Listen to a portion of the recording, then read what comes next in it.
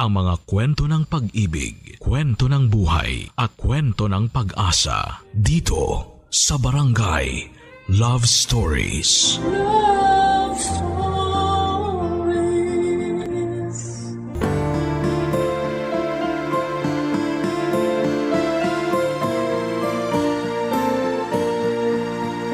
Sa mundong ito ay marami tayong pwedeng maging karibal o kakumpetensya. Kahit nga minsan ay hindi mo pa sinasadya. Ikaw kabarangay, meron ka bang naging kakumpetensya na umubos ng iyong pasensya?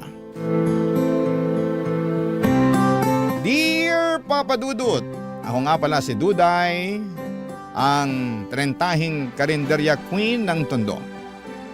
Sa pagmamayabang lang naman, sa karinderya ko, ang pinakamabenta sa lugar namin.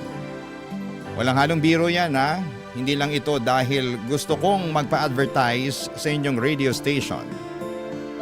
Lahat ng kumakain sa karinderya ko ay palagi akong pinupuri, Papa Dudut. Napakasarap daw ng luto ko. Talo pa yung mga mamahaling resto na di aircon sa mall. Marami na akong suki na pabalik-balik. Kahit malayo pa ang lugar nila sa pwesto ko, Papa Dudut. At bata pa lamang ako ay inaral ko na nga ang mga putahing laging binibenta sa karinderya.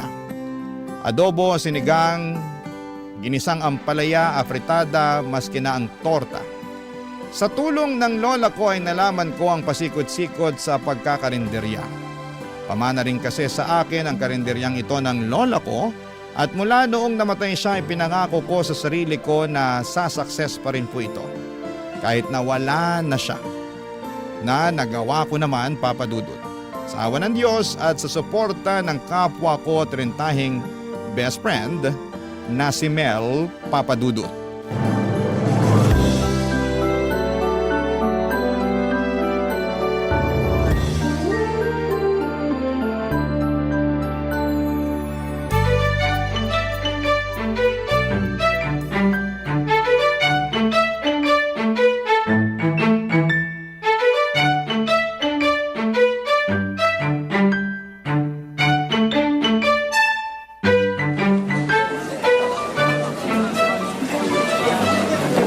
Suki! Bili lang habang mainit pang munggo! May adobong mas marami pang toyo kaysa sa jowa mo! Aling Mareng! Halika saglit. Silipin mo tong tortang talong ko, oh. Hindi mamantika, crispy pa! Pakaingay naman ng babaeng to. Hoy bakla, tigilan mo ako kung ayaw mong ibuhos ko sa batok mo tong sabaw ng sinigang ko, ha? Be naman, nangangasim na nga yung bato ko dahil sa init. Bubuhusan mo pa ng sinigang. Ay, gumilid ka nga. Natatakpan mo yung mga ulam ko. Ano ka ba? Kahit takpan ko itong mga benta mo, ang lakas pa rin ng amoy. Lalapitan pa rin ng customer. Bakit? Malinamnam bang amoy? Yes! Halatang pinasarap lang ng betchin. Charas! Sarapin kita dyan eh. Hindi ako gumagamit ng betchin, no? Alam ko namang ma-pride ka pagdating sa betchin. Kaya nga ako bilib sa'yo. Kasi napapasarap mo ng todo yung luto mo kahit walang betchin. Duda ka pa. Yeah. Alam mo namang pinagpala ako sa galing sa pagluluto. Ganun? Minsan talaga dapat hindi ka pinupuri, no? Lumalaki ulo mo, be eh. Gusto maging down to earth, reminder lang. Ay, ayoko nga. Hindi ako magiging down to earth. At bakit ko naman gagawin yun eh? Saksakan ng sarap tong luto ko. Pang world class. Kabog ang Pine Dining Restaurant. Ay! Oh, ayusin mo na kayong fine dining restaurant mo. Ay, Duday!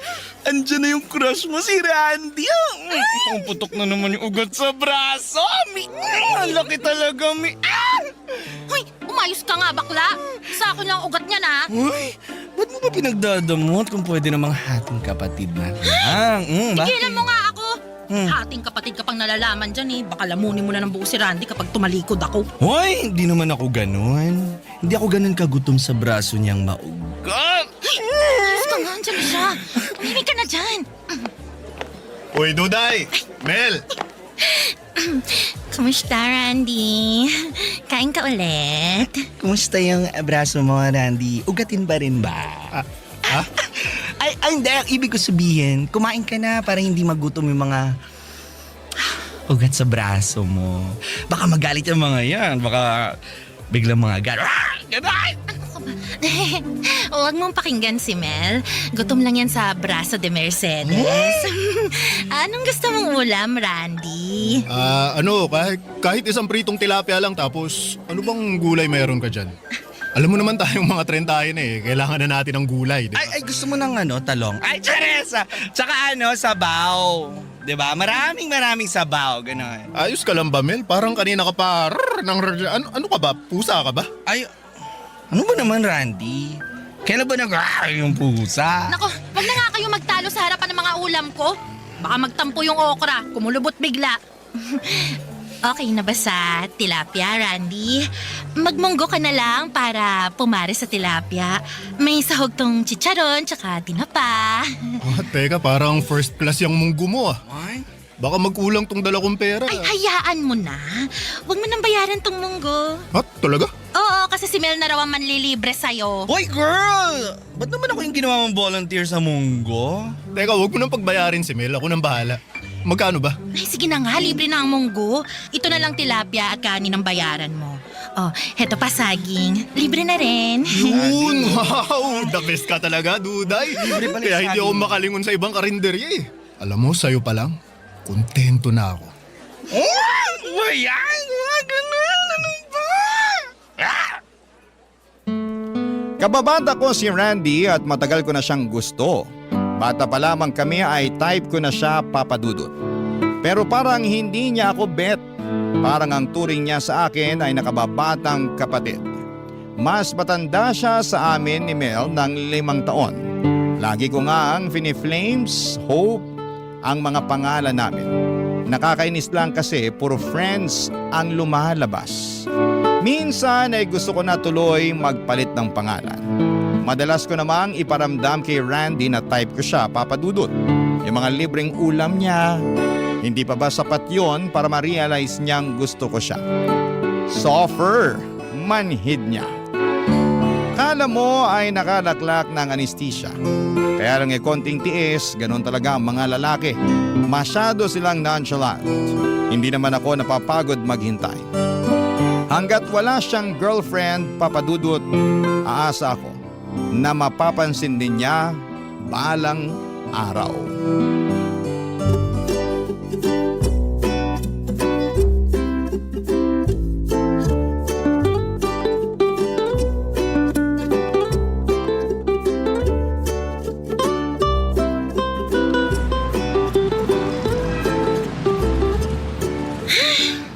Bakit kaya ang tumal ng benta ko? Di naman holiday. Pero bakit mo lang kumakain dito sa karinderya ko? Duday! Duday! Ito na yung katapusan mo, girl! Ano pinagsasasabi mo dyan? Wait lang para ako naipitan ng ugat sa tagiliran, aray. Ay, naku. Ay, ganito na ba talaga pag tetrentahin na? Ang bilis maipitan ng ugat. Teka, breathe in. Walang breathe out, wait lang. Okay. Palabasin mo na kasi ang hininga mo. Ay, nako. Ano ba nangyari, Mel? Girl, katapusan mo na nga kasi. Sorry Anong katapusan? Anong katapusan? Iklaro mo. Ayan o, dyan sa kabilang kanto. May bagong bukas na karinderya. Kaya naman pala wala akong customer ngayon. Correct! Andun lahat. Kahit yung traidor na si Aling Maring, ini-enjoy yung mga tortang talong dun sa kabila. Kung makasubo ng talok, akala mo last day niya na. Kaya naman pala hindi makatingin si Aling Maring sa akin kanina nung napadaan siya rito eh. Inalok ko na lahat ng klaseng talong. Nako, ayaw pa rin. Manda talaga siya. Hindi na siya makakaulit ng libreng sabaw dito kapag bumili siya. Bahala siya dyan. Malabo na siyang bumili ulit dito, no? Mukhang trip na trip niya rin sa karinderya sa kabilang kanto eh. Gusto mo silipin natin? O sige, silipin natin. O, paano tong karinderya ko? Ha? Sino magbabantay? Girl, kailangan pa ba itong bantayan? Mukhang wala namang magkaka-interest dito na kawin yung mga ulam mo eh. Tumbak lang to, nakakasakit ka na ng loob ah. Charis lang, ikaw naman. Tara na kasi, sandali lang tayo. Para makita mo kung sino yung kakumpetensya mo. Sige na nga. Pero teka, isasara ko lang tong karinderya. Oh, go, go, go!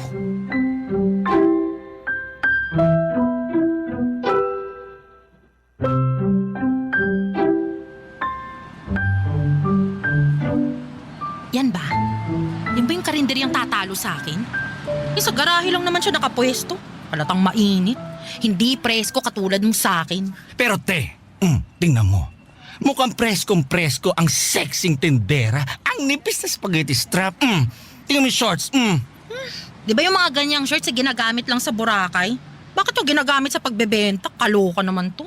Girl, kaloka ba o inggit ka lang? Hoy, ba't naman ako maiinggit sa kanya?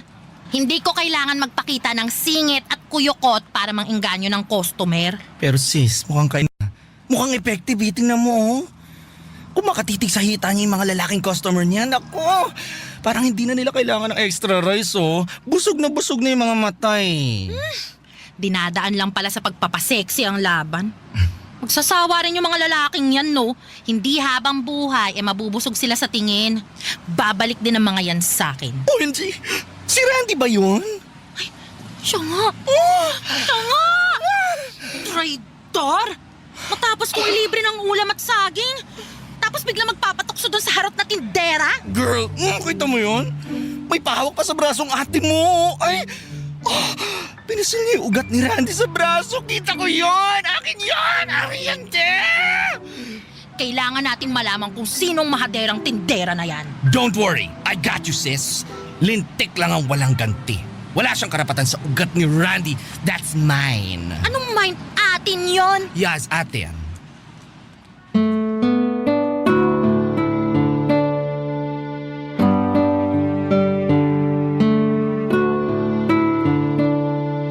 Halos magsiputukan ang mga ugat namin sa ulo ni Mel, Papa Dudut. Nakakairita na kinuha na nga ng babaeng ito ang mga customers ko, pati ba naman si Randy? Pulang-pula ang mga mata ko habang pinagmamasdan kung paanong makatitig si Randy sa tenderang yon na akala mo ay isa siyang ulam na napakasarap. Umalis na kami kaagad ni Mel bago pa kami ma-stroke sa selos. At inalam na rin namin kung sino ba ang bagong saltang tendera na ito. Siya pala si Cindy, Papa Dudut. Kaedad lang din namin pero mas mukha lang siyang bata dahil balita namin buwan-buwan daw nagpapagluta drip siya. Sagana rin daw siya sa sunscreen dahil reseller siya ng sunscreen ng isang vlogger. Mahilig tumesting ng mga negosyo at ang naisip niyang gawing negosyo ay karinderya dahil dumarami na mga tao sa lugar namin. Marami akong napasarang karinderya dahil ako ang pinipili ng mga taga roon sa amin. Pero mula noong dumating tong si Cindy ay natakot naman ako. Paano kung karinderya ko na ang mapasara niya, Papa Dudut? Barangay Love Stories. Barangay Love Stories.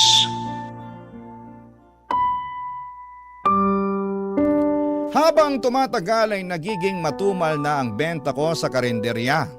Dati ay konti na lang ang natitirang ulam sa pagsasara ko sa karinderya, pero mula nang nagbukas si Cindy ay ang dami kong ulam na hindi nabibenta. Ang ending ay kailangan ko tuloy ibenta kinabukasan para lamang hindi masayang. Minsan napapanisan na rin ako ng mga ulam. Lugi ang negosyo. Nakakainis talaga ang Cindy na yan. Lumipat na kasi sa karinderya ni Cindy ang mga dating parokyano ko at karamihan ay mga lalaki na walang ibang gusto kundi ang makita ang paspaghetti strap ng hitad na kakompetensya ko. Hindi naman siya maganda. Totoo, maputi at makinis lang siya. Magkaroon lang talaga siya ng pimple sa pisngi, mawawala na ang apil niya. Sure ako doon, Papa Dudut.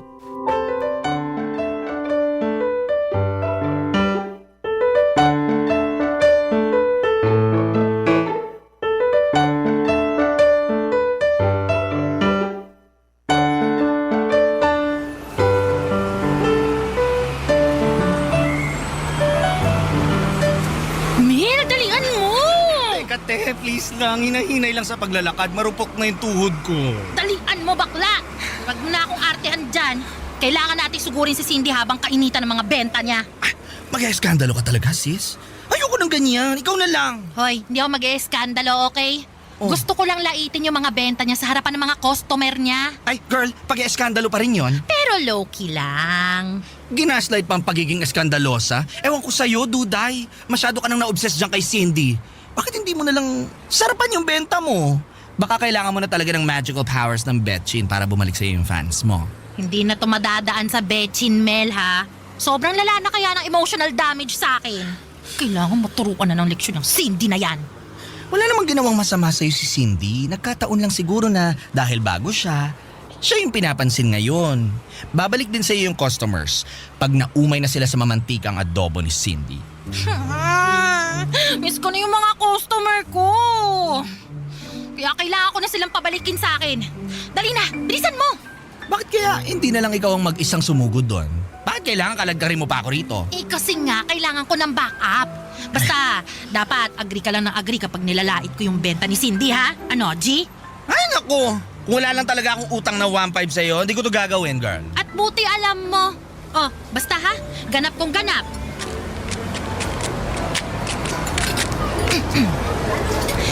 Hi! Bagong bukas tong karinderya nyo. Hello. Yes po. Kakabukas lang pero kita nyo naman. Talaga namang dinudumog at pinipilahan at siguradong hindi tinipid. Hindi ka mabibitin at siguradong babalikan dahil pasok sa panlasa. Wow, para ako nanonood ng reels sa social media ng food vlogger. Maraming ang food vlogger ang pumupunta rito para lang i-vlog tong mga benta ko eh. Ay, kaya nga kami andito kasi food vlogger din kami. Talaga? OMG, go! Vlog lang kayo. Ano bang channel nyo? Secret muna. Malalaman mo na lang mamaya. Baka kasi masya ka sa dami ng followers ko eh. Is that true? Ay, exciting to ah. Teka, ito. Pinagmamalaki ko tong tortang giniling ko. Yan yung pinipilahan dito eh. Talaga ba? Asan na yung camera nyo? Para ma-video nyo na bago pa dapuan ng langaw. Ay, hindi, kasi kailangan muna naming matikman bago na naming i-video. Para kung di masarap, di namin sasali sa content. Naku, ngayon palang i-video nyo na kasi sure akong masarap na masarap yan. Ay, Sige nga, tikman natin. Siguro marami kang imbak na mantika, no? Ha? Bakit? Kasi parang pinalangoy at binabad mo sa mantika tong tortang giniling eh. Tsaka bakit ganon? Parang di naman lasang tortang giniling to. Ewan ha. Pero parang ilang beses mo lang ginamit tong mantika mo sa iba't ibang prito.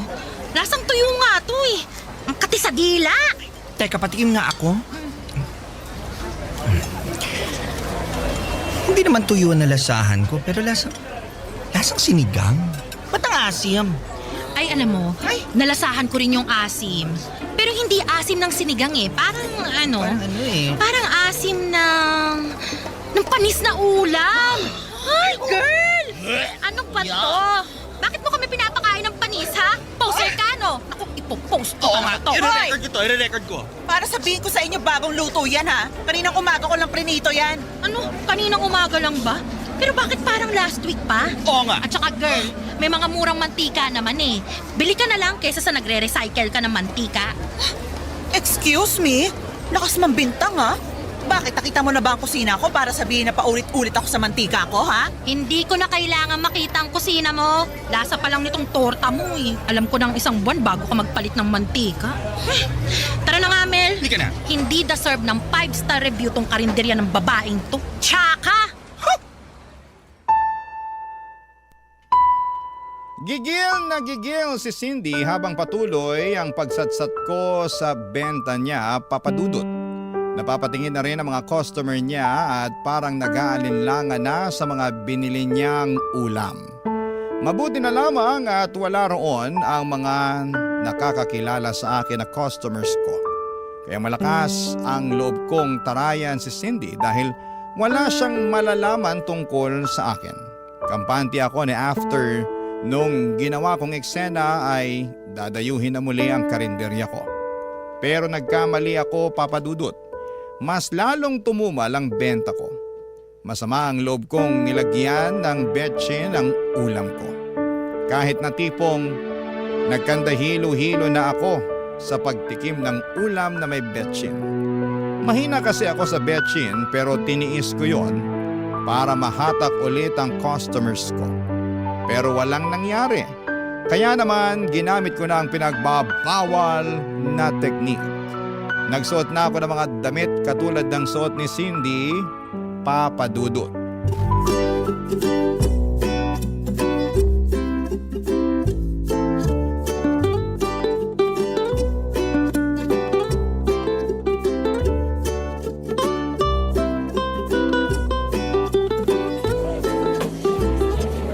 Ay, taray pare! Nagpakita ka na rin sa wakas ng skin.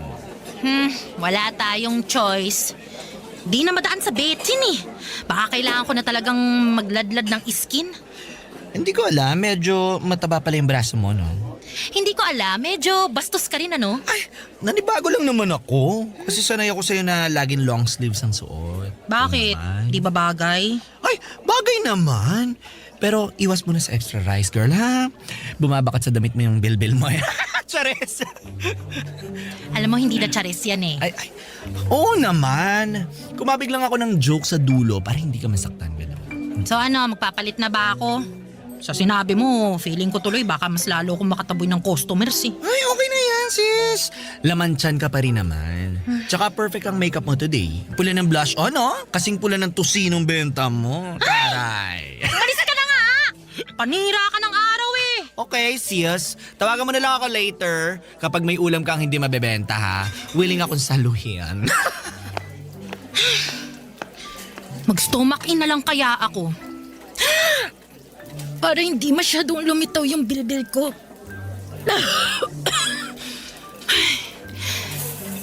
Hirap naman nun. Mag-shawl na lang kaya ako para itago yung puson ko. Ay, nakakainis! Duday! Ay, anak ka na pala ka! Duday, may kausap ka?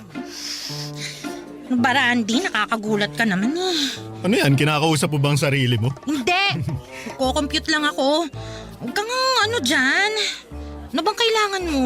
Ano, syempre, bibili ako ng ulam sa'yo. Oh, bakit ngayon ka lang bibili dito, ha? Namiss kong ulam mo eh. Baka ang sabihin mo, na-miss mo yung mga libreng ulam ko. Di ka na makakalibre ngayon. Wala pa akong benta. Naku, hindi naman ako magpapalibre. Namiss ko lang talaga tong mga luto mo. Pabalot ako nung lechong paksiw tsaka itong pusit. Pati na rin yung ginisang upo, ha? Mukhang marami kang pera ngayon ah. Dati isang ulam ka lang palagi tapos ngayon 3 putahin ha. Natakam lang ako bigla nung makita ko eh. Uy, teka. Naka-makeup ka ba? Ha?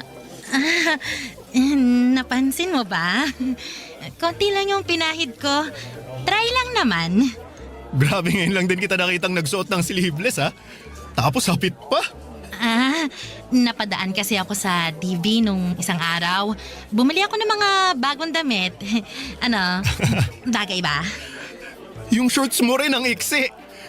Nagpapakita ka na ngayon ng legs, ha? Ano yan? Uy, ano ka ba? Kunting skin lang naman tong pinapakita ko eh. Hindi ko naman kasi pwedeng ipagdamot. Sarap ng tawa nito, sapakin kita. Oh, bakit ka ba tumatawa? Ay, wala. Ay, naalala ko lang kasi yung waitress na tinable nung tatay ko dun sa beer house dati. Alam mo, ganyan din kakapal yung makeup nun eh. Tsaka ang iksi ng suot.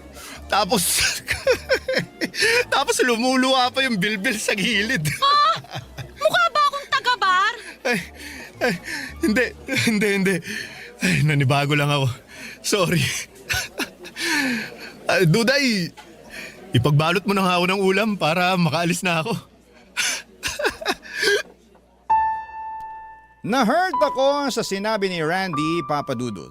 Okay lang kung si Mel yung mangdaot ng itsura ko. Hindi ako masyadong apektado pero noong si Randy na yung gumawa, ang sakit pala. Kasi gusto ko siya. Gusto kong ma-impress siya sa pagbabago ko. Pero parang nilait niya ako at ang buong pagkatao ko nang tumawa siya ng sobrang lakas. Nakakainsulto at hindi ako makalaban sa kanya noon. Kasi pinaglalaban ko ang tampo sa puso ko.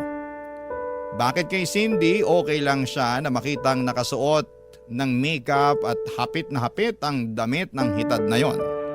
Pero bakit sa akin ang laking issue? Na-insecure tuloy ako lalo sa sarili ko at mas nakaramdam din ako ng takot dahil bukod sa mga naagaw na customers ni Cindy, abay baka maagaw na rin niya sa akin si Randy kapag tumagal pa. Barangay Love Stories. Barangay Love Stories. Mas okay na akong agawin ni Cindy or mas okay nang agawin ni Cindy ang customers ko kesa ang nag-iisang lalaking gusto ko, si Randy.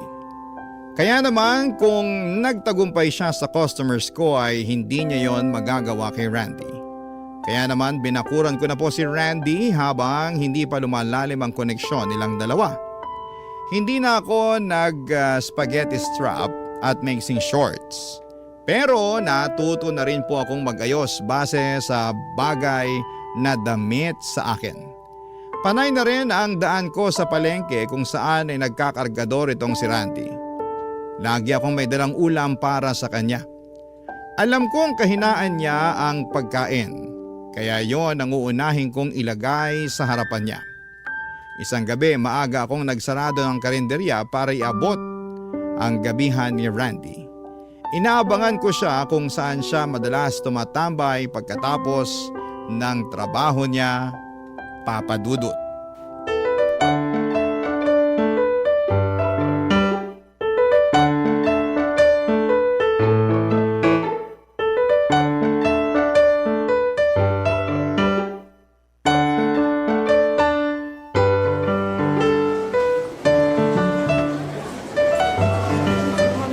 Girl, kanina pa tayo naghihintay dito ah.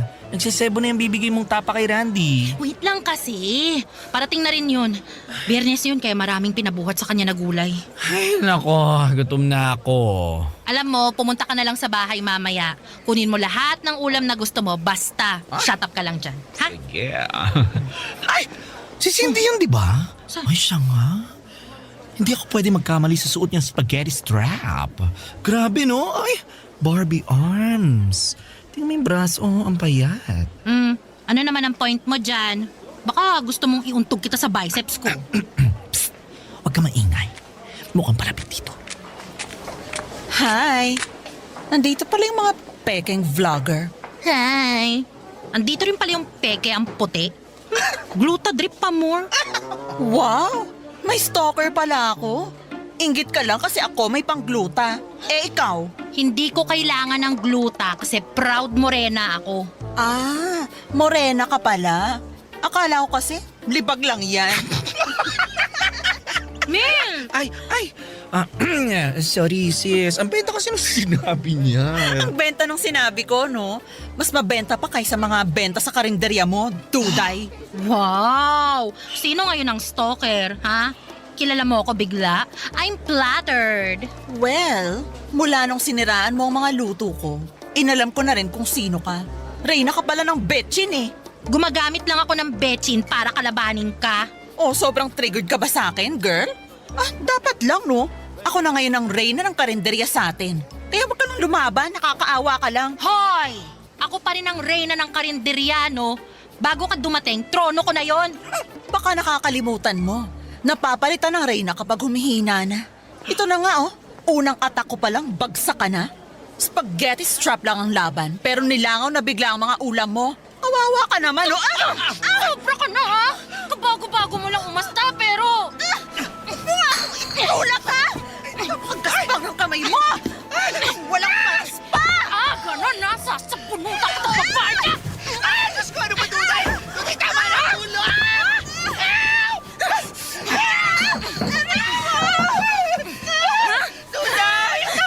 Walang titigil sa pamilya ka! Hoy! Duday! Cindy! Ano ba nangyayari, ha? Randy, huwag kang humarang dyan! Hindi, tama na! Nakita mong pumutok na tong labi ni Cindy, oh. Ayos ka lang ba, Cindy? Hindi. Super sakit. Dito, sa lips. Aray! Dito, sa lips. Di ka naman ganyan kanina. Plastic! Malandi! Kung hindi ka Mel, talaga ganito! ilayo mo na nga si Duday. Baka magkasakitan pa sila lalo, eh. Halika na, Duday! Awat na! Tinurog mo na kayong uso, oh. Halika na! Pasalamat kasi hindi may umawat sa akin ngayon, ha? Makikita mo sa susunod. Makikita mo! Napaiyak na lamang ako hindi dahil sa sakit na natamo ko sa pagsabunot ni Cindy sa akin, kundi dahil mas kinampihan siya ni Randy. Siya pa itong unang hinablot ni Randy para protektahan sa akin. Hindi ba dapat ako? Ako yung dihado eh. Ako ang kababata niya. Ako ang matagal na niyang kakilala. Ako yung totoong nagmamahal sa kanya. Mula noon ay natauhan na ako, Papa Dudut. Ayoko nang mahalin si Randy, hindi naman niya masusuklian yon.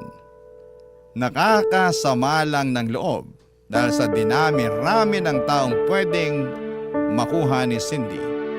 Kay Randy pa siya nagwagi talaga. Sinubukan ko mag-move on at nag-focus ako sa pagluluto. Inaral ko ng mabuti ang pag-improve ng pagkain ko kahit walang betchin. Kahit na hindi pa ako nakasuot ng hapit na damit. Nag-work naman, Papa Dudut. Unti-unting bumalik ang mga customers ko at balita ko ay humina na rin ang karinderya ni Cindy pero wala na akong pakialam noon. Ang focus ko ay sarili ko.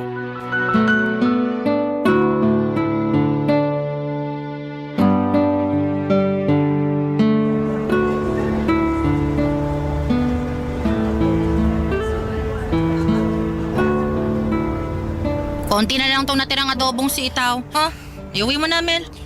Wala na bang afritadang manok dyan? Ay, naku pa kasi nag-crave yun eh. Wala na. Ubus na. Bawi ka na lang bukas. Ay, grabe ah. Lumakas ulit benta mo. Tsaka parang mas mabenta ka na ngayon kaysa noon. Ganun talaga kapag nakafocus ka sa sarili mo. Eme.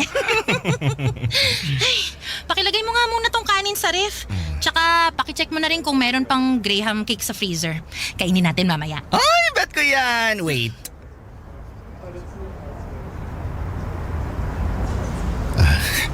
Hi, Duday.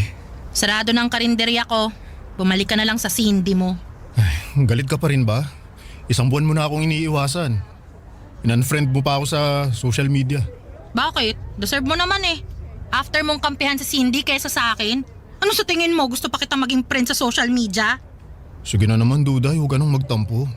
Eto, may dala akong ulam para sa'yo. Oh, Para kang tanga. Dadalhan mo ako ng ulam mula sa ibang karinderya? binili ko yan kay Cindy. Hindi ka pa rin talaga tapos sa pananakit sa akin, ano? Talagang dinala mo pa rito yung ulam ng hitad na yon? Huwag ka munang magalit kasi. Tikman mo muna. Mas gusto ko pang tumikim ng lason kesa dyan sa mamantikang ulam niya. Eh ayun na nga eh, mamantika talaga ang mga benta niya kasi kailangan niyang ulit-ulitin yung mga benta niya sa loob ng isang linggo. Alam mo naman na nakakatagal ng buhay ng ulam kapag lumalangoy sa mantika yung pagkain, di ba? Akin na nga yan. Titikman ko. Ano ba to? Ba't ganito yung lasa? Matabang na nga, alam mong luma pa. Oh, sabi ko naman sa'yo eh, wala talagang tatalo sa mga ulam mo, Duday. Walang tatalo pero doon ka kumakain sa kanya. Mas plastic ka pa sa plastic labo. Eto na naman tayo eh. Ito na, magpapaliwanag na ako kung bakit ako laging nandun. Ako yung tagahatid ng gulay at karne para kay Cindy. Kinontrata niya ako, malaki yung bayad niya eh. Libre pa ang pagkain mula umaga hanggang tanghali. Kaya yun, syempre, pinatos ko na. Sayang din naman yung kita, no? Ang dami mo naman pwedeng gawing racket dyan ah. Pero bakit sa bruhang yun pa? Aminin mo, type mo lang talaga siya eh. Hoy, hindi ko siya type. Alam mo namang ayoko sa mga babaeng halos lilitaw na lahat ng ililitaw sa katawan eh. Ayoko sa mga masyadong ma-makeup. Sinungaling. Ay nako. Alam mo kung ayaw mong maniwala, hindi naman kita pipilitin. Pero sana maintindihan mo na kailangan ko rin ng pera. Kailangan kong makaipon kaya ako nagtrabaho sa kanya. Bakit ba bigla ka naging mukhang pera ha? Dati naman sapat na sa'yo kung magkano man yung kinikita mo dyan sa pagkakargador mo sa palengke. Tsaka sa pag-extra-extra mo bilang delivery boy. Ano kasi, gusto kong makaipon para hindi naman nakakahiya sa'yo kapag inaya kitang lumabas. Gusto mo akong ayain lumabas? Naku, dati pa. Hindi lang ako makadiskarte kasi nahihiya ako eh. Mas marami kang pera sa akin. May sarili kang negosyo. Strong at saka independent woman ka. Eh ano ba naman ako, di ba? Kaya syempre gusto ko na may patunayan sa'yo bago ako lalapit para manligaw. Teka. Ano? Gusto mong manligaw sa akin? Oo, Duday. Kaya nga ako nandito eh. Kasi may sapat na akong ipon para hindi naman nakakahiyang lumabas tayo. Para may mabili ako para sa'yo kapag nagturo ka na ng mga gusto mo kapag namasyal na tayo. Sinungaling ka. Hindi yan true eh. Si Cindy talaga yung type mo, di ba? Ay nako, ayaw pa rin maniwala. Duday, ikaw ang gusto ko. Pwede ba tayong lumabas at kumain sa fine dining restaurant?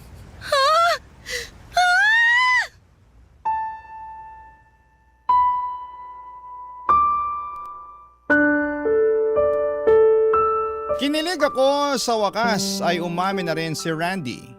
Natagalan man bago siya umamin pero napakasaya ko. Perfect ang pagdating niya. Kung kailan nag-let go na ako sa kanya ay saka naman siya lumapit.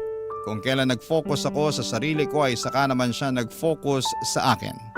Nakakatuwa lang talaga, Papa Dudut, mula noon ay naging happy na ako.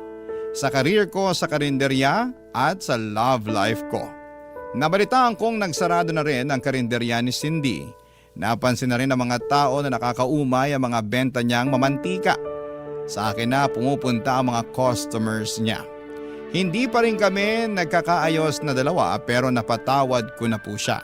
At sana'y napatawad na rin niya ako.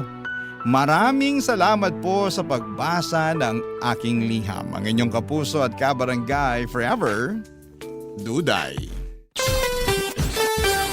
Uy, kabarangay! Agree ka ba sa ending ng ating barangay love stories na ito? I-share mo na ang feelings mo sa ating comment section. Ang mga kwento ng pag-ibig, kwento ng buhay at kwento ng pag-asa dito sa Barangay Love Stories.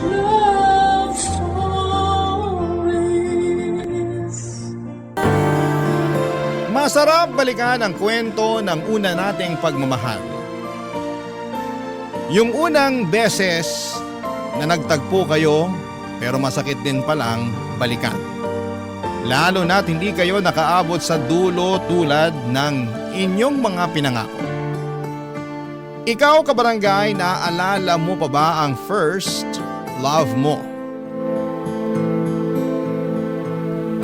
Dear Papa Dudut, ako nga pala si Lexie, 35 years old, single, 10 taon na akong walang karelasyon. Hindi dahil walang nanliligaw kundi dahil ayoko nang sumubok ulit. Ang first love at first boyfriend ko na si Brad, ang siyang huli ko na marahil na pag-ibig. Naging kaklase ko siya noong college, 18 years old pa lamang kami noon. Sa ganong edad na rin kami nagkamabutihan at nagkaroon ng relasyon. Iba talaga ang first love kapag binabalik-balikan mo.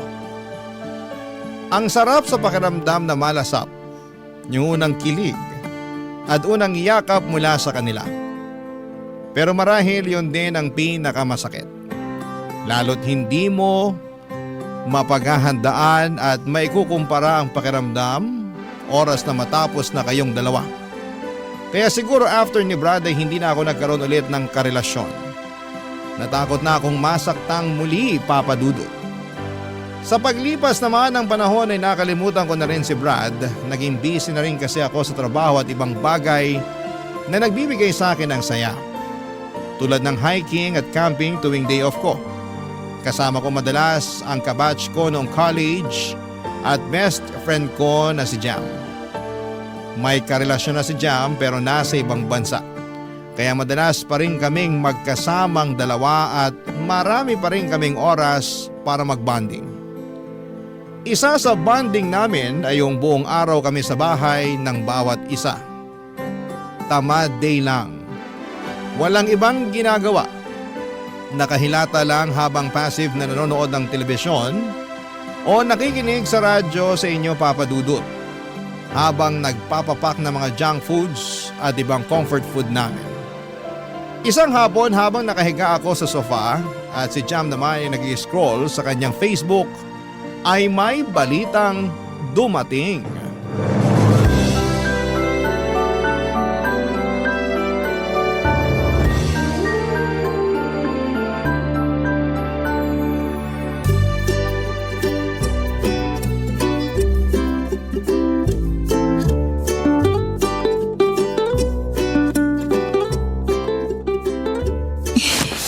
Ang lambot talaga nitong sofa mo, Jam. Kapag ayaw mo na to, bigay mo na sa akin ah. Swap tayo sa kama mo. Sa'yo na yung sofa ko, akin na ang kama mo. Hoy, pamana pa sa akin ng lola ko yung kama na yun no. Hindi pwede. Swap ko na lang sa 1 dosenang sardinas tong sofa mo. Baka gusto mong ipukpok ko sa ulo mo yung 2 can opener ko. Ay, wala na akong pakialam sa sinasabi mo. Sobrang relaxing nitong pwesto ko. Sige, galit-galit muna tayo. Mag-scroll lang muna ako sa Facebook ko. Okay, OMG! mag-scroll ka lang dyan. Huwag ka nang maingay. Magpa-power nap ako eh. Lexi! Ano yun? Lexi! Ano nga? Engaged na si Brad! Brad. Yung ex mo, yung first love mo, kaklase natin sa college. Yung... Jam, kilala ko si Brad. Kumalma ka nga. bakit parang ewan yung sagot mo riyan? Bakit ganyan ang reaction mo? Kasalanan to ng sofa mo eh. Masyadong nilambutan. Okay ka lang? Obvious ba? So, hindi? Lapit ba ako sa'yo? Damayan kita? Ha? Para saan? Kasi ang sakit kaya kapag nalaman mong nakahanap na ng the one yung one great love mo. First love ko lang si Brad. Sobra ka namang mag-assume na siya yung one great love ko. Hindi ba? Kasi sa pagkakaalam ko, ilang taon mo siyang iniyakan. Nung nalasing ka at nag-relapse, sabi mo siya ang greatest love mo. At ipapaalala ko lang sa'yo ha, 10 years na, pero hindi ka pa rin nakahanap ng kapalit ni Brad dyan sa puso mo. Handa kong ipagpalit si Brad sa sofa mo, girl. Nagpapanggap kang okay, no? Bakit naman ako magpapanggap na okay? Eh hindi naman na kailangan kasi okay na okay ako. Kaya please, hayaan mo na lang ako mag-power nap. Sige, kung yan ang makakatulong sa'yo para hindi maramdaman ng pain mula sa engagement ng first boyfriend mo, go lang! Hay naku, Jam. Naka-move on na ang lahat sa amin, ikaw na lang ang hindi pa. Kasi alam mo naman na naging president ako ng fans club nyo nung college tayo, no? Ay, akala talaga namin, kayo na yung magkakatuluyan. Ang daming signs noon na hindi kami match. Ewan ko ba sa inyo kung bakit iniisip niyong magkakatuluyan kaming dalawa? Pero ang dami ring signs na kayo ang endgame ng isa't isa. Saksi ako kung paano kayo magmahalan dati Wag ako, girl. Kita ko lahat. Ramdam ko ang pagmamahalan yung dalawa ni Brad. Sagad sa buto.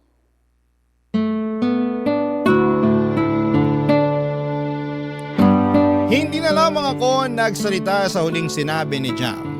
Nagpanggap na lamang ako na hinila na ng antok. Nakapikit na ako noon at piniling huwag nang harapin pa si Jam. Baka kung ano pa ang masabi nito at baka kung ano pa ang maalala nito sa nakaraan namin ni Brad. Pero sa pagsapit ko or pagpikit ko ay bigla naman akong hinila ng nakaraan. Kung saan ay magkasama pa kami ni Brad. Tulad ng nasabi ko sa inyo, 18 years old lamang kami nang magkakilala. Napunta siya sa block section namin ni Jam. Nakatabi sa upuan, nakipagkilala siya sa akin kasi kailangan niyang humiram ng ballpen at humingi ng papel. Wala kasi siyang dalawang kahit na ano maliban sa kanyang sombrero. Yun ang simula ng naging close kami ni Brad.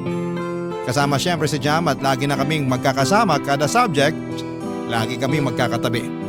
Siguro doon kami na-develop ni Brad. Dahil lagi kaming magkasama. Mas nakikita ko nang malapitan ang gwapo niyang mukha, makinis at palangiti siya. Habang ako naman ay hindi makatingin sa kanya sa tuwing tumititig siya sa akin at sinasabihan ako ng maganda.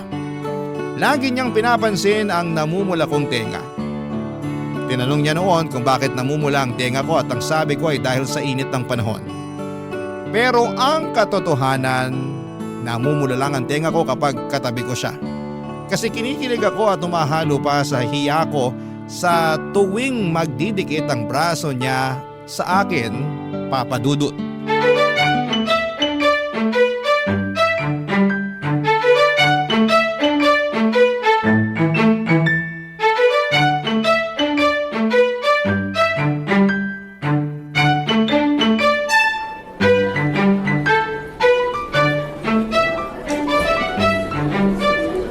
Grabe, ang hirap nung quiz kanina. Kulang na lang ma-stroke ako sa first question. Grabe si Ma'am Cruz. Walang patawad magpaputok ng ugat sa ulo. Ayos naman Hindi naman ganun kahirap. Hindi ka lang siguro nag-review. Hindi nga, pero sana naman pang hindi nang review-friendly yung quiz na ginawa niya, no? Gusto talaga niyang umulit ako. Sige siya, mauumay siya sa pagmumukha ko sa next sem. Sumama ka kasi minsan sa amin ni Lexi para mag-review. Oo nga, Jam. Sama ka na minsan. Doon lang naman kami madalas sa library o kaya sa hallway ng dorm ni Brad. Wag na. Ikaw, bahala ka. Kung gusto mo mag-hello ulit sa mukha ni Ma'am Cruz next sem, huwag kang sumali sa pagre-review namin ni Lexi. Hahanap na lang ako ng ibang review group. At bakit ayaw mo sa amin? Matino naman kami ha. DL nga tong si Brad eh. Eh kasi naman, pwede ko bang sabihin? Pa-suspense pa. Bakit nga? Kasi naman pag magkasama kayong dalawa, nakakalimutan niyo na ako. Ha? Anong sinasabi mo dyan? Wag nang magmaang-maangan, no? Kita ko sa pamumula ng tenga mo ngayon na kinikilig ka. Hoy, namumula ang tenga ko dahil sa init ng panahon. Girl, December ngayon, malamig. Microwave mo lang ang mainit. Best friend mo ako, kaya alam ko na kapag namumula ang tenga mo, dahil kinikilig ka kay Brad. Subukan mo itanggi, babagsak ka sa algebra sa finals. Oh, diba? Na-choke ka ngayon dyan. Ewan ko ba sa inyong dalawa? Obvious naman na nagkakagustuhan na kayo pero wala pa ring umaamin. Hoy Brad, ikaw ang lalaki, mag-first move ka na. Parang ewan naman tong si Jam. Di nabulol ka ngayon kasi true ang sinasabi ko. Ganito na lang ha, iiwan ko muna kayo para magkaaminan na. Binuksan ko na ang pinto para sa inyo, pumasok na lang kayo. Bye! So, ano na? Ang loko ni Jam, no? Pero hindi naman siya mali. Anong ibig mong sabihin? Mukhang alam na ng lahat pero tayo na lang yung hindi. Ha? Ano? Hindi ko alam kung gets mo ang sinasabi ko o ayaw mo lang unawain. Nabigla naman kasi ako kay Jam. Pero gets mo naman yung nangyayari sa atin bago pa man magsalita si Jam, di ba? Oo. I mean, medyo lang. Sakto. Pwedeng magtanong? Ano yun? Ayoko na kasing nasosolo lang kita tuwing nagre-review. Baka naman pwedeng masolo ka sa isang date. Pwede. Pero sure ka? Gusto mo kong kadate? Hindi lang kita gustong i-date. Gusto talaga kita. Bakit ako magtsatsaga mag-review sa marumit maingay na hallway ng dorm kung hindi kita gusto? Bakit kasi hindi mo nalang sinabi sa akin noon? Siguro kasi kailangan ko yung pagiging taklesa ni Jam para matulungan ako. Ako rin? So gusto mo rin pala ako? Ha? Ano? Namumula tenga mo. Tama si Jam. Senyales yan kapag kinikilig ka sa akin.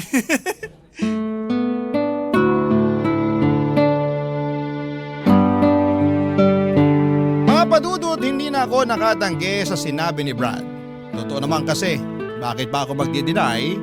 Sinumbong na ako ng tenga ko. Ngumiti na lamang ako sa kanya bilang pagsagot ng oo. Ang saya ni Brad, Papadudot. Napatalon pa ito at ang first date namin nangyari noong hapon na yon. Sa isang maliit na kainan lang malapit sa campus namin. Bihirang estudyanteng pumupunta roon dahil pangmatanda raw ang mga bentang pagkain. In-order namin ang large size special bibingkang bigas at dinuguan na may siling labuyo. Para sa amin, mas perfect na i-partner ang dinuguan sa bibingka kesa sa puto. Na-enjoy namin ang araw na yon. Pinicturean pa ni Brad ang pagkain namin at nag-selfie kami at pinost niya sa Facebook niya. Ang mga nakakita Papadudot ng post ni Brad na yon ay kinantsawang kami. Lahat sila'y natuwa dahil finally daw ay umamin na kami sa isa't isa. Nagbiro pa yung iba at sinabing nagpustahan pa sila na sa huli ay magiging kami rin. Nangunguna sa pang-aasar noon si Jam. Ano pa bang inaasahan namin siya yung tulay namin ni Brad, Papadudot. Malaki ang pasasalamat namin kay Jam. Dahil kung hindi dahil sa kanya, Papadudot, ay hindi kami magkakaaminan sa nararamdaman namin. Higit sa lahat ay hindi matutupad ang first date namin. Ang first date na nauwi sa first relationship namin ni Brad. Walang kasing saya ang unang relasyon at ang unang pag-ibig. Lalo na't maswerte kong natagpuan yon kay Brad. Pero tulad ng ibang first love, Hindi rin naman kami pinalad na magkatuluyan. Papa Dudut. Barangay Love Stories. Barangay Love Stories. Sa paglilikot ng utak ko pabalik sa nakaraan, ay hindi ko maiwasang makaramdam ng kirot sa puso ko. Hindi ko yon pinaalam kay Jam at sinolo ko yon tulad ng mga nangyari sa nakaraan. Gusto kong umiyak dahil malinaw pa rin sa aking alaala ang lahat. Ewan ko ba kung mas naging malinaw ba ang lahat ng alaala ko kay Brad dahil sa nabalitaan kong ikakasal na siya o talagang hindi naman lumabo yon ni minsan. Sadyang maayos ko lang na naitago sa aking baul ng alaala ang aming nakaraan. Muling naglakbay ang utak ko noong 20 years old na kami ni Brad. Graduating na kami noon at siguradong magmamarcha kami dahil sinipag naman namin sa pag-aaral at ginawa namin ang lahat para lamang makaabot kami ng diploma. Kakatapos noon ng finals namin, nag-celebrate kami sa paborito naming kainan kung saan namin binibili ang bibinggang bigas at dinuguan. Iyon at iyon lang naman ang ino-order namin kada matatapos ang exam week. Napansin namin na parang hindi sinasadyang naging tradisyon na yon para sa amin. Habang hinihiwan ni Brad ang bibingka at habang sinasaling ko naman sa mga mangkok namin ang dinuguan, may mga napagkwentuhan kami sa future na nagdulot ng takot sa akin, Papa Dudut.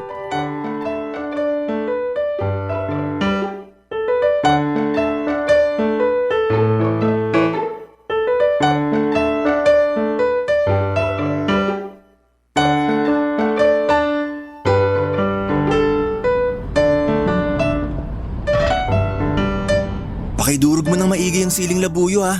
Kailangan ko ng anghang sa dila ko ngayon. Bakit naman? Grabe yung panlalamig ng dila ko kanina sa exam natin. Parang na mental block ako bigla. Etos ka. Ikaw, mami-mental block? Ang talino mo kaya palagi. Na mental block nga ako kanina, seryoso. Ewan ko rin. Siguro dahil sa tuloy-tuloy na puyat. O paano mo naman nalagpasan yung pagka-mental block mo? Tiningnan lang kita. Bolero? Dudurugin ko naman tong labuyo eh. Hindi mo na kailangan bilugin yung ulo ko, no? Seryoso nga. Kanina nung pinagpapawisan na ako sa kaba, tumingin lang ako sa'yo. Tapos ang kalmado mo lang na sumasagot ng exam. Kumalma ako bigla. Tapos hindi pa ako nakontento. Bigla akong inimagine ang future natin. Future natin? Oo. Hindi mo ba nai-imagine ang future nating dalawa? Paano mo ba nai-imagine ang future natin? Simple lang. Dalawang versions yun eh. Yung unang version ng future natin, andito tayo sa lungsod. May mga trabaho tayo na malaki ang sahod. Nakatira tayo sa pinakamataas na floor sa isang sikat na kondo. Kita natin sa gabi ang lahat ng liwanag ng buong syudad. May dalawang malaking kwarto yung kondo natin. Isa sa atin at isa naman para ron sa kambal natin. Tapos mag-aaral sila sa private school. Excited nga akong makita habang suot nilang bagong plancha na uniform nila eh. Ang cute lang. Tapos ihahatid ko sila sa school kasama ka. Tapos magkakape muna tayo sandali. Alone time natin.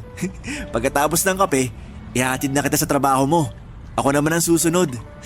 Yung version 2? Mas simple yun ha. Naisip ko sa probinsya tayo maninirahan. Magnenegosyo tayong dalawa. Kukuha tayo ng modern kubo na merong 3 kwarto. Isa sa atin, isa sa kambal natin, at ang isa naman bakante. Magagamit lang yon kapag may bisita tayo o kapag magkaaway tayo. Kasama rin pala sa ini-imagine yung away natin. Kaya nga 3 yung kwarto, di ba? Tapos meron tayong hardin. May mga tanim tayong gulay at saka may mga alaga rin tayong mga manok, bibe at kambing. Kapag nakaluwag-luwag, bibili tayo ng baka na pwede nating gatasan para sa mga bata. Wala tayo halos kapitbahay. Mahina ang signal para hindi tayo lagi nakatutok sa mga cellphone natin. Tapos meron akong tricycle na ipanghahatid sa mga bata sa school. Okay lang sa akin kahit sa public school sila mag-aaral. Basta cute yung uniform nila. Importante yun. Tapos, uwi ako sa'yo para magkape naman tayo sa balkonahin natin. Kaharap natin ang hardin natin at malakas ang hangin. Ay, simpleng buhay sa probinsya. Yun ang version 2. Detalyado naman palang naiisip mo para sa future natin eh. Ikaw ba? Anong naisip mo para sa future natin? Ako? Pansin ko parang kinakabahan ka habang nagkukwento ako sa future natin. Okay ka lang ba? Ayaw mo ba ng mga ganong usapan? Hindi naman. Kaya lang Hindi mo ako nakikita na kasama mo sa future? hindi ah. Kung meron man akong siguradong nakapinta sa future ko, ikaw yun. Pero ano? Pero tayong dalawa lang nandun. Madilim ang paligid pero magkasama tayo. Walang mga anak, walang bahay, walang trabaho. Basta tayong dalawa lang. Ewan ko kung bakit ganun pero… Shh! At ayos lang yon. Ang importante kasama mo ko. Kahit saan pa yan. Kahit tayong dalawa lang. Basta andun ako at ikaw. Bakit ang swerte ko sa'yo? Kasi tinutumbasan ko lang kung gaano ako kaswerte sa'yo.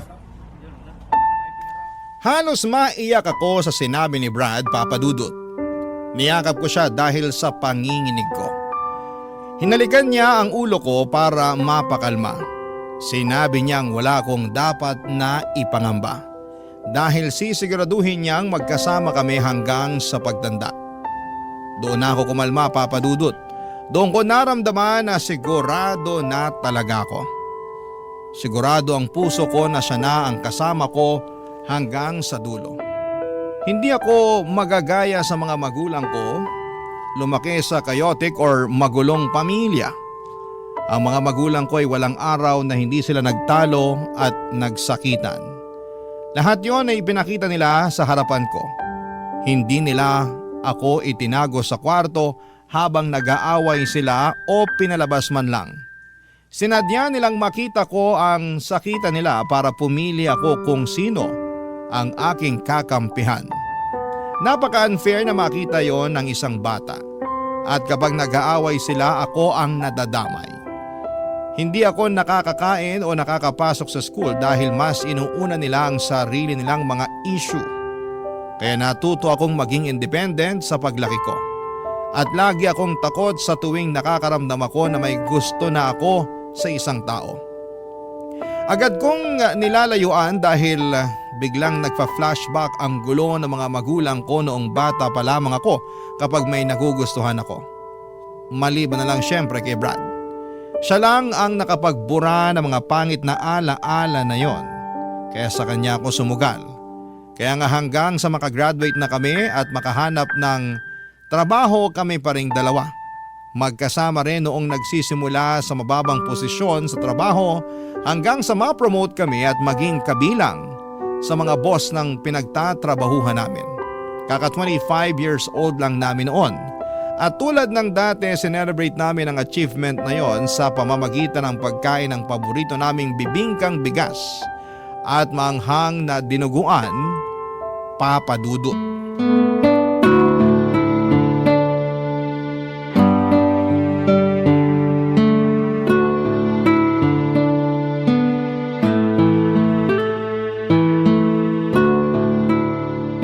Grabe no? Parang hindi nagbago ang lasa ng bibingkang bigas nila. Ang sarap pa rin. Malambot at malasa. Hindi pa tinipid sa itlog na maalat. Lalo na tong dinuguan nila. Ang dami pa ring lahok na baboy.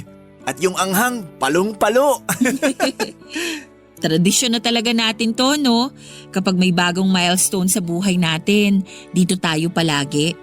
Kahit na afford naman natin kumain sa mas mahal, dito pa rin tayo sa nakasanayan na. Bakit pa tayo kakain sa mahal? Lasang mahal na nga tong bibingkat dinuguan. Hindi pa nakakasawa. I-save na lang natin ang pera natin para sa mas importanteng bagay. Oo naman, tulad ng hiking, camping at sa pag-travel natin. At syempre sa future family natin. Future family? Ay, napaaga ata ako ng banggit. Anong ibig mong sabihin? Lexi. Brad. Alam ko hindi natin napag-usapan ulit ang tungkol sa future natin. Pero gusto ko lang simulan natin na mapag-usapan ulit. Pag-usapan hanggang mapunta sa totohanan. Brad. Ano to? Unang beses pa lang na nakatabi kita sa theology class natin. Alam kong yun na ang hudyat ni Lord na ikaw na yung itatabi niya sa akin habang buhay. Hanggang ngayon kahit ilang lubak na yung nadaanan natin, matibay pa rin tayo. Hindi pa rin tayo bumibitaw sa pagkakakapit sa isa't isa. At salamat kasi nagtitiwala kang hawakan yung kamay ko para makadaan na tayo sa future na hinanda ni Lord para sa atin. Kaya ngayon, dahil hawak mo pa rin ang kamay ko, magpapasalamat ako sa'yo. At kapalit nun ang pangako na habang buhay, hindi ako bibitaw sa'yo. Lexi, mahal ko. Handa mo ba akong samahan sa future? Hindi. I'm sorry. Natatakot ako. Hindi. Sorry ulit. Lexi! Mahal kita, Brad. Pero hindi mo ako maiintindihan eh. Hindi. Magulo to. Magiging magulo to balang araw. Mag-aaway tayo. Mapapagod ka sa akin. Maghihiwalay tayo. Masasaktan ako. Hindi ko kaya yun, Brad. Hindi. Huwag mo akong pakasalan, please. Para hindi tayo umabot sa ganun. Please.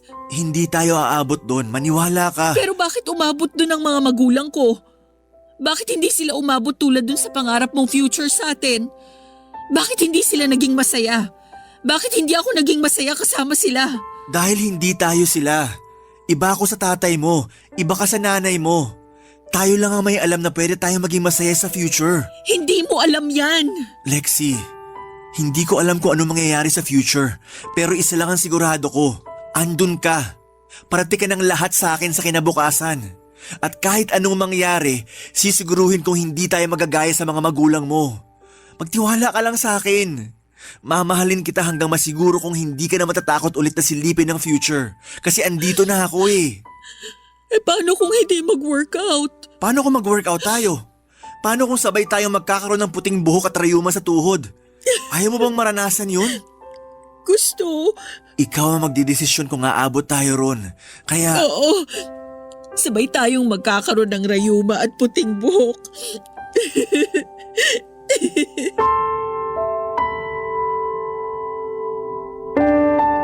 Rayuma at puting buhok. Ewan ko kung anong meron sa mga salitang yon pero bigla kong nakita ang itsura namin noon sa future. Parehong matatanda na kami at mahihina pero malakas pa rin ang pagmamahal para sa isa't isa. Yun ang nakita ko, Papa Dudut. Kung dati madilim at tanging kami lang ang magkasama. Pero nagkaroon ng kulay ang future namin sa paningin ko. Simple, payapa at masaya. Yon ang tatlong pakiramdam na nakasulat sa aming kinabukasan. At yon ang pinagdasal kong mangyari nang pumayag ako sa wakas. Napakasalan si Brad. 6 na buwan lang ang hinintay namin para maikasal. Ganon lang kaiksi ang preparasyon sa pag-iisang dibdib namin ni Brad. Hindi namin pinatagal yon dahil gusto lang namin ang simpleng kasal sa paborito naming simbahan. Kasama ang mga importanteng tao sa buhay namin, ganap na 4:00 ng hapon. Isang makulimlim na Sabado, kompleto na ang mga bisita. At nakaabang na sa labas habang nagkwekwentuhan. Si Brad nasa loob na ng simbahan at nagtatanggal ng kaba. Pero halata sa mukha ang saya, ako na lang ang hinihintay pero hindi ako dumating. Pinili kong hindi sumipot sa araw kung kailan pinangako ko ang habang buhay kay Brad. Barangay Love Stories. Barangay Love Stories. Tinakasan ko ang kasal namin ni Brad, Papa Dudut. Sa kwarto pa lang ng hotel kung saan ako nagstay ay kita na ang saya sa mukha ko. Wala na akong ibang gustong mangyari noon kundi ang makita na si Brad at makasama na siya sa panghabang buhay.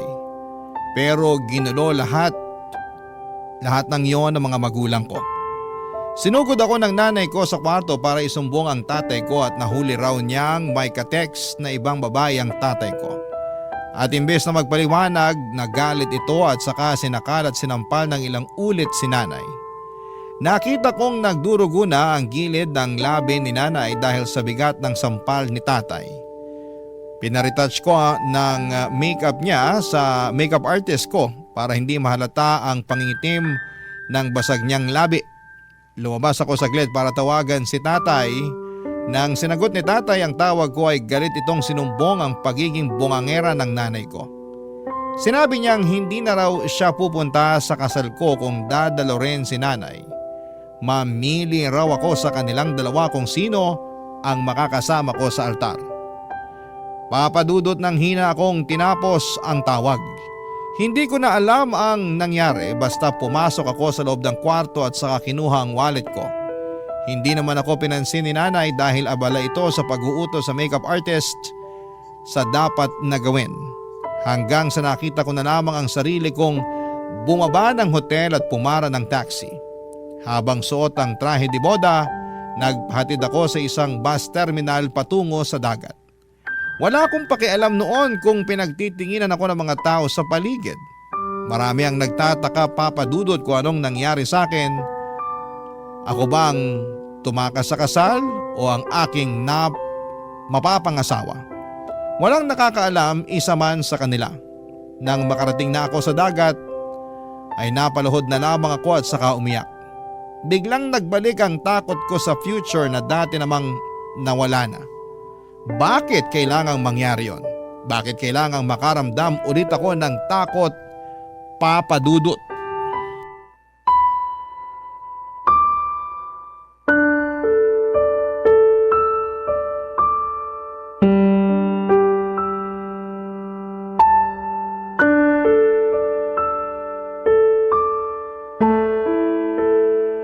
Lexi, asan ka na? Somewhere. Please, sabihin mo sa akin kung nasan ka. Susunduin kita. Huwag ka matakot. Normal ang wedding jitters. Hindi to wedding jitters, Jam. Please, Lexi. Halika na rito sa simbahan. Hahawakan ko ang kamay mo hanggang mawala ang kaba mo, okay? Trabaho ko yun bilang maid of honor mo, di ba? Magkakampi tayo, promise. Halika na. Nasan ka na ba? Jam, I'm sorry. Lexi, andito na kasi kaming lahat. Saka gusto na naming makita kung gaano kakaganda ngayon. Ang tagal na nating pinili yung wedding gown mo, ha? Huwag mong ipagdamot yun sa amin na makita. Jam, alam mo... Lexi, ikaw ba to? Brad? Asan ka? Mahal ko, halika na. Malilate na tayo. Gusto mo ba sunduin kita? Pupuntahan kita. I'm sorry, Brad. Okay lang yun. Hindi ka dapat mag-sorry. Aayusin natin to. Sabihin mo lang kung nasan ka para alam ko kung saan ka pupuntahan. Nakausap ko na yung coordinator natin. Pwede naman daw i-adjust yung oras ng kasal. Pumayag naman daw yung simbahan. Tsaka ayos lang dun sa mga bisita. Kaya please, huwag ka na mag-sorry. Okay? Susunduin na kita. Huwag mo na ako sunduin. Hindi ako sasama sa'yo. Lexi, akala ko ba? Akala ko rin eh. Akala ko kaya ko nang bitawan yung takot ko. Pero nabitbit ko ulit. Pasensya ka na ha. Parang hindi ko kasi kayang iwan yung takot. Kasi yun ang nagpoprotekta sa akin para hindi na ako masaktan ulit. I'm sorry, Brad. Yung takot mo, pinrotektahan ka niyan sa paraang alam niya noon. Pero tapos na yung purpose niya sa'yo ngayon. Kasi ako na yung bibit-bit sa'yo. Ako nang bahalang pumrotekta sa'yo. Hindi mo na kailangan yung takot kasi andito na ako. Napag-usapan na natin to, di ba? Basta tayo yung magkasama, walang lugar ang takot. Kasi kaya nating kalabanin yan, di ba? I'm sorry, Brad. Kung ano man ang nangyari kanina para mabuhay ulit yung takot mo, hayaan mo. Susolusyonan natin yan. Akong bahala. Yun naman ang pangako ko sa'yo, di ba? Akong bahala. Brad, palayain mo na ako. Kasi bigla ka na lang nawala ulit sa future ko. Biglang ako na lang ulit. Nakakatakot pero tanggap ko. Hindi na kita makita sa future. At ayoko nang pilitin na gawin yon kasi nakakapagod na. Hindi. Hindi ako naniniwala. Kasi hindi naman ako umalis para hindi mo mahanap. Kailangan mo lang ako makasama ngayon para makita mo ulit yung future natin. Yung pagputi ng buhok, di ba? Yung rayuma sa tuhod. Di ba yun naman ang end goal natin? Ang magkasama hanggang sa panghihina. Mahina na ako ngayon, Brad. Hindi ko na kayang abutin yung mga nakaplano sa future natin. Kasi ngayon pa lang, lunod na ako rin eh.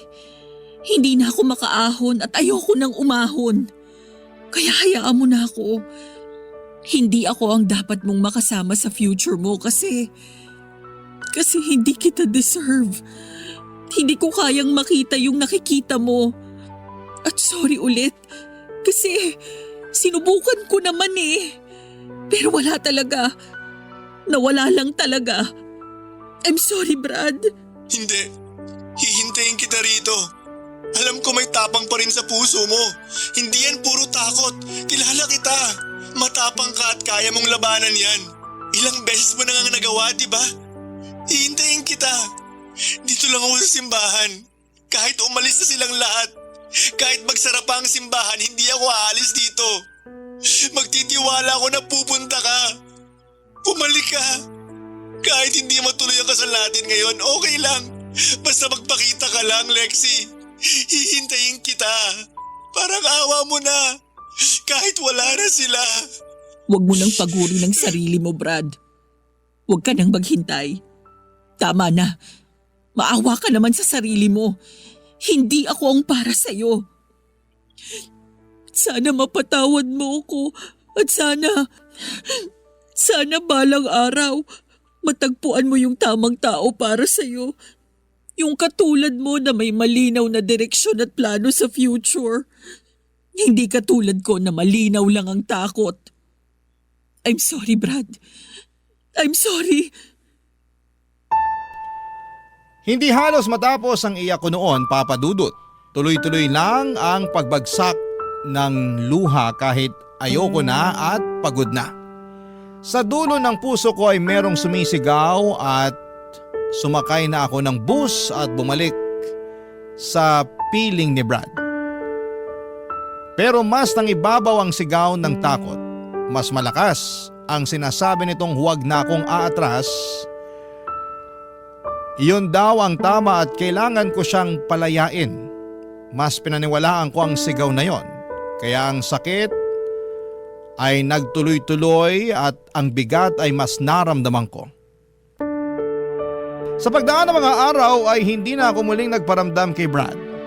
Hinanap niya ako pero pinili kong magtago. Hanggang isang araw ay hindi na ito nagparamdam muli, Papa Dudut. Napakasakit. Pero kailangan ko pong tanggapin.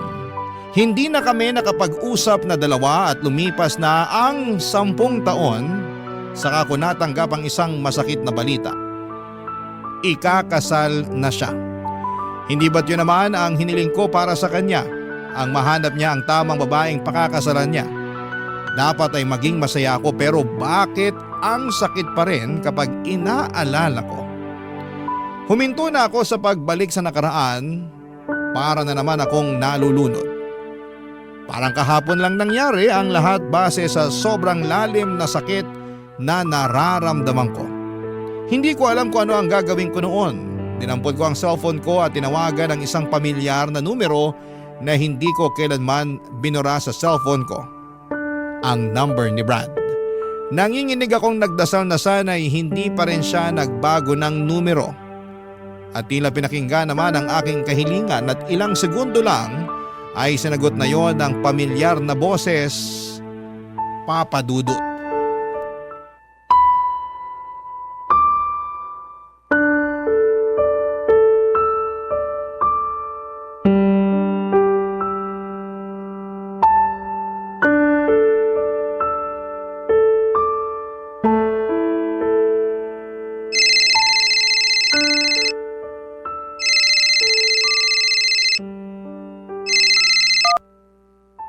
Hello, Lexi.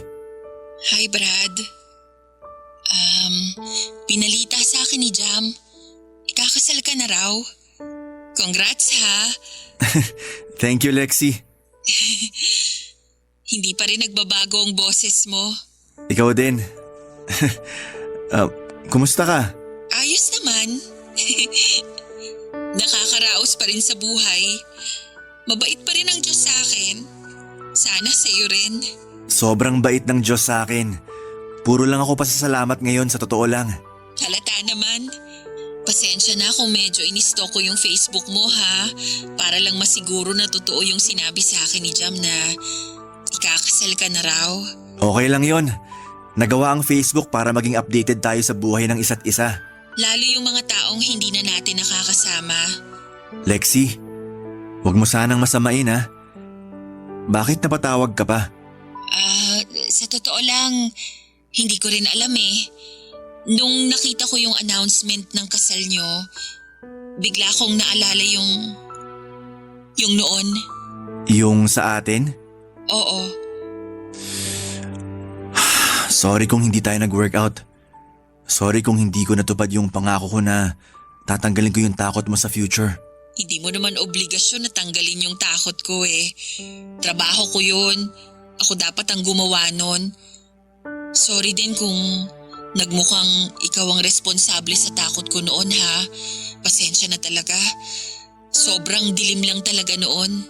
Naiintindihan kita. Noon pa man. Tumawag ako kasi sa totoo lang. Gusto ko lang ding maisara na yung chapter ng naging relasyon natin.